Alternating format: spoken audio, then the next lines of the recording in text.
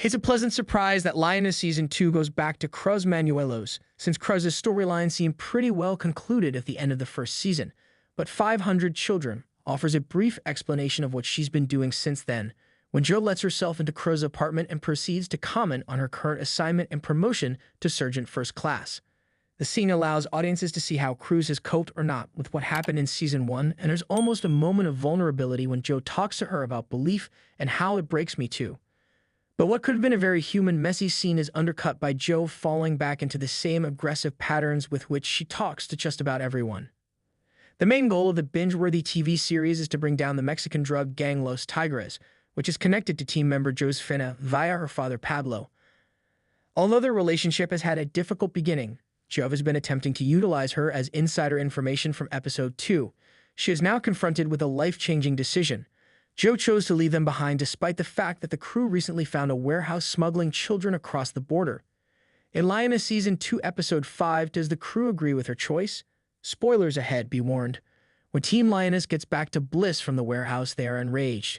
Jo chastises the Mexican special agent for having the incorrect information. They're looking for drugs, but there aren't any, and Cruz queries how Jo led the bust right away. A greater worry for the kids is now hovering over them, but no one has a solution. After the advertisement, the article continues. Jo plays the video for Caitlin back in the CIA SAFA room. She clarifies that there are no drugs on the property, but the kids are to be transferred across the border. Jo says she wants to save them, but Caitlin tells her to leave them behind, saying it appears to be a rebel cartel attack. She prefers American hands because they appear clean. The squad takes off once Jo relays this information to them. Reminding them that it isn't a democracy, she implies that they should return to Dallas. Josefina requests to be court-martialed in order to testify against Jo, claiming that this is not what she signed up for. Cruz is left to mediate the situation, and Kyle questions Jo for allowing the squad to develop their own viewpoints. Bobby is pulled aside by Jo, who tells her to check her email. Jo inserted a tracker in the shoe of one of the children. Bobby is secretly sent to locate the children's crossing point, since the special agent ostensibly claims he could stop them. They devise a strategy to keep an eye on it without breaking any rules. Cruz discloses that she is there to protect the mission from the mission, which includes her, while Josefina expresses her worry about what has transpired. Cruz asks Josefina if her father is a sheep or saint, implying that they are all battling for the common good, even if that doesn't mean winning hands down. The spotlight returns to the CCTV installed in Pablo's home during Episode 3 as the team shortly departs for Dallas. Cruz is informed by Jo that Josefina must think her father is not the target, which is accurate. Following their conversation, Jo departs feeling more appreciative of Cruz's intelligence. She tells Caitlin over the phone that she needs to clarify something in person back at base. Candidates for president complained to Caitlin that she hasn't disclosed any security plans and has kept them in the dark about the cartel's activities. Jo expresses regret to Josefina and advises her to be honest with her father about their actions. Her family is relocated to safety if he cooperates. They will invade his home and demolish him if he refuses. Jo confirms that they are merely pursuing his contacts at this point, and Josefina is entrusted with presenting him with both options.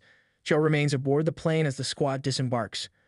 While Jo claims she's allowing Cruz more freedom than she's ever had in the same role, they set up to keep an eye on Pablo's home. However, Caitlin is worried.